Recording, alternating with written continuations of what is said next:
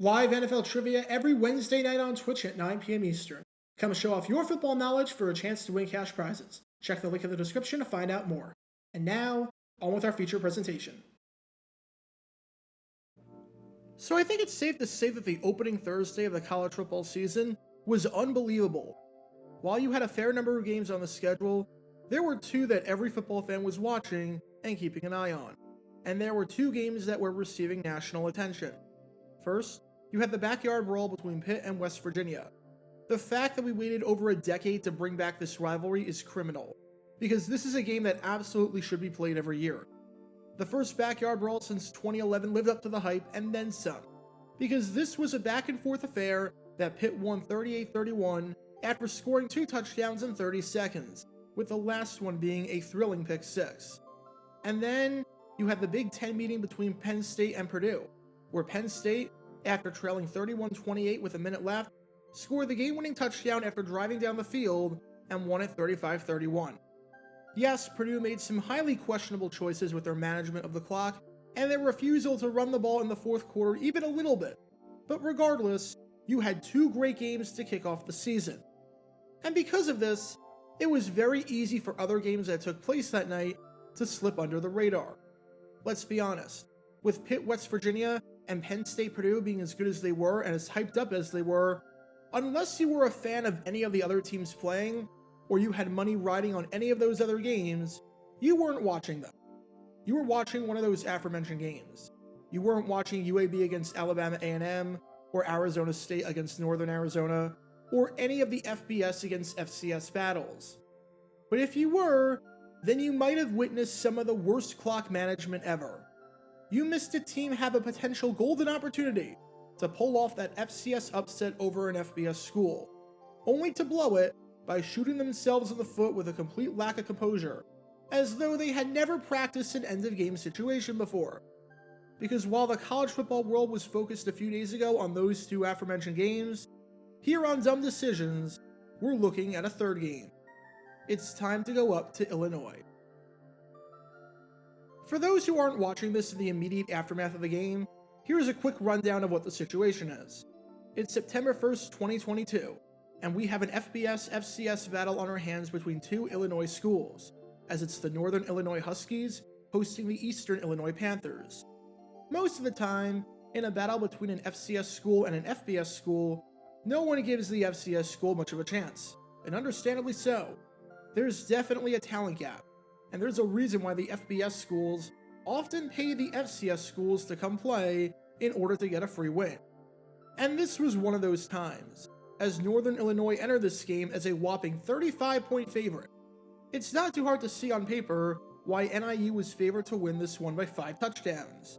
They were coming off of a 2021 season where they won the MAC for the 5th time since 2011, while Eastern Illinois was coming off of an abysmal season where they went 1-10 and finished dead last in the Ohio Valley Conference.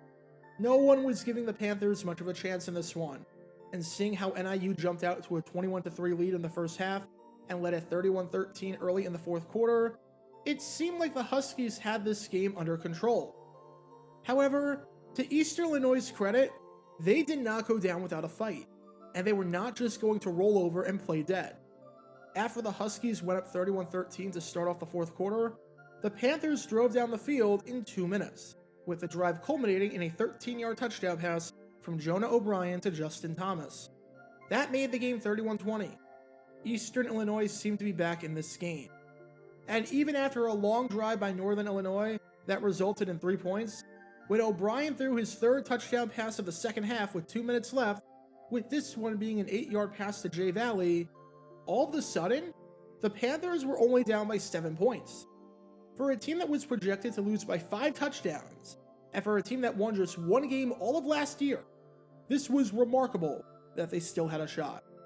And even though Northern Illinois recovered the ensuing onside kick, when the drive ended with no points, as kicker John Richardson missed a 43-yard field goal, the Panthers were getting the ball back with 58 seconds left and a shot at potentially winning this game. No, they did not have any timeouts, but we've seen crazier things happen than driving 75 yards down the field against a defense that had allowed a touchdown on 3 straight drives and was on the ropes. If you don't do anything stupid here, and just know how to manage the clock, you've got a shot at doing this. Eventually, after this pass by O'Brien, they're inside Northern Illinois territory. In the absolute worst case scenario, they are in the range where you can throw a Hail Mary and have it reach the end zone. Now there's 22 seconds left, and oh, this is an interesting throw. Nowhere close to the sticks, nowhere close to the sidelines where you can get out of bounds, and I'm not sure that those extra 4 yards are really going to make a difference in terms of being able to reach the end zone or not. Bit of a wasted play, but it's not a huge deal. As long as you get up there and clock the ball, you've got time for 2 more plays. Let's see how they try clocking this. 12 seconds running clock. I think you got to. I think you got to go inside of 10. They will have to go. It's at 5. Wait a sec. They're not clocking it? Why the heck wouldn't you clock the ball in this situation? Why is the clock still running? They're not going to have time to do anything. Why are they trying to run a play? Well, I'm sure this won't backfire in any way whatsoever, right? Right? Oh god, I have a bad feeling about this. It's taking too long. They have Let's to snap go. it. It's at 4. O'Brien Last play of the game. looking downfield. Just dumps it off. Niall Hill spins down. Welcome to Dumb Decisions. Before I break down what happened here, this whole series is about taking an in-depth look at decisions made during games that were clearly awful from the start. This isn't something to look bad in hindsight. Rather, this is something to look awful almost immediately. These are moves where your gut instinct tells you right away that there is no way this can possibly work. And sure enough, your gut instinct was smarter than that of a college head coach. And for this one, we're taking a look at the mind of Eastern Illinois head coach Chris Wilkerson. I have no clue how Wilkerson is going to perform at Eastern Illinois. This was his very first game with the program. He went 51-27 at Chicago, having a winning record all but 1 year at a school that only had 2 winning records in the 7 seasons before he got there, and he took a 1-win team and made them go right down to the wire with the MAC champion that was favored by 5 touchdowns. Just the fact that Eastern Illinois was in a position where I could do a dumb decisions video on them because they kept it that close is remarkable in itself. It's like if your friend who you don't think is a good magician makes it to the finals of America's Got Talent and gets buzzed at the finale. Sure, that part sucked, and he blew it at the very end, but he got to the finals when no one thought he would. Like, that is insanely impressive. However, Eastern Illinois had a great chance to potentially win this game, and they blew it with some of the worst clock management you are going to see all year. So with that being said, let's take a look at why not clocking the ball when the clock is running, and you have about 10 seconds left, is a really bad idea. Because it truly baffles me how Wilkerson either wasn't frantically running up and down the sidelines yelling at his quarterback to clock it, or how Eastern Illinois clearly never practiced a situation like this before. Entering the play, it was 2nd down. Let's say you spike the ball with 10 seconds left, which is the earliest possible time that it looks like EIU could have gotten the snap off. That means that regardless of what you want to do on 3rd down, whether you want to call an outplay to the sideline to try and get just a teeny bit closer before one final Hail Mary attempt, or whether you want to take a shot at the end zone, you've got time for 2 plays. What does that mean? The downs literally do not matter. The downs are irrelevant. There is no need to be worried about what down it is, because regardless, you will only have time for 2 more plays. Now, if you don't clock the ball in order to not have a wasted down, assuming everyone is set with 10 seconds left, which wasn't even the case here, but let's assume that this is the best case scenario. Guess what? You have time for 2 more plays. Regardless of whether you spike the ball or not, you've only got time to run 2 more plays. So why would you not spike the ball, putting less pressure on yourself to beat the clock, and giving you some time to talk the play over and actually draw something up? There is literally no downside to clocking the ball here. You get time to draw up a play, talk in the huddle about your strategy, and maybe even get a chance to talk with the coaches if Northern Illinois decides to call one of their timeouts to set up the defense, and you got some time to compose yourself without worrying about the clock. The only downside is that you lost a down that didn't even matter. That is an insane lack of situational awareness. That's like if I was deciding between 2 apartment complexes to live in, and Complex A is objectively nicer than Complex B in every way, and they're both the same cost. The only difference is that Complex A charges significantly more as an add-on if you want to park your car there and have a parking spot. However, you can't drive, you don't want to drive, and you don't own a car, so this is completely irrelevant to you. But even though A is better in every way, and that added expense means nothing to you, you still go with B. That's what Wilkerson did here by having his team actually call a play instead of clocking it like any sensible team would do. Using another apartment example, let's think of Complex A and Complex B are the same price, and Complex A is significantly nicer and is in a much better location.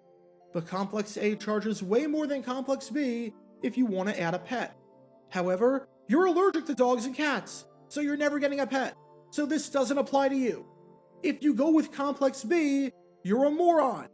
That's what Wilkerson did here by not having his guys clock the ball, all because they didn't want to waste a down that they didn't need and that they could not have even used if they wanted to.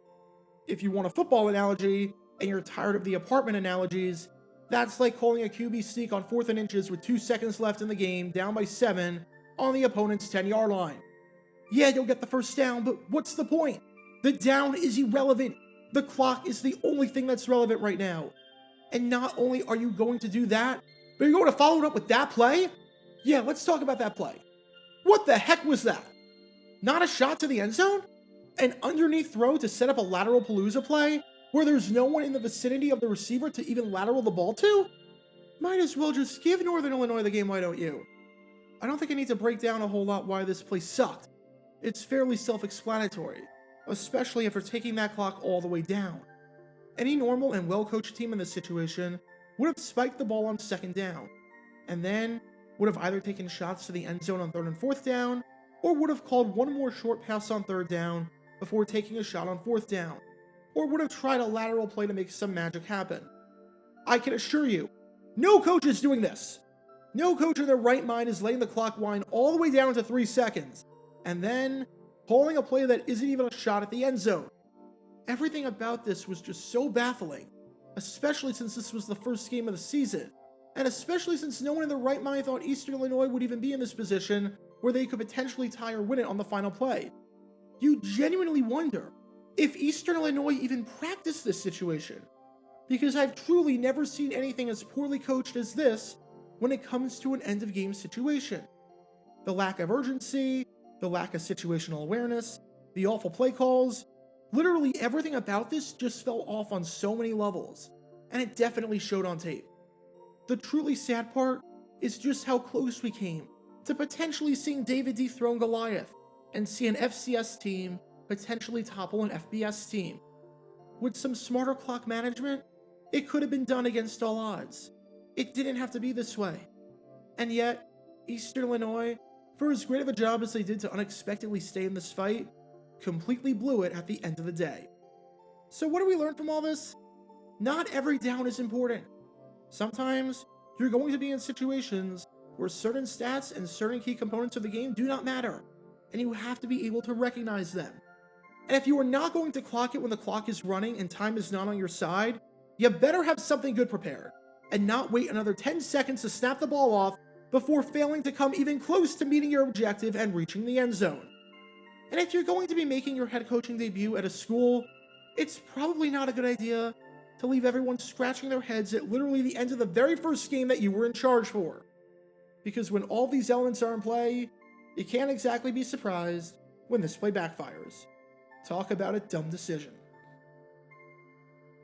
Get your official Jaguar Gear 9 merchandise by going to jg9shop.com, and be sure to like this video, ring the notification bell, and subscribe down below if you haven't already, as it helps the channel out a lot. And be sure to check out Twitch every Wednesday night at 9 p.m. Eastern for your chance to play NFL Trivia and win cash prizes. Link in the description below. Also, special thanks to all of our Patreon supporters for helping out the channel. Your support is greatly appreciated. So you can become a patron and request future video topics in the description below.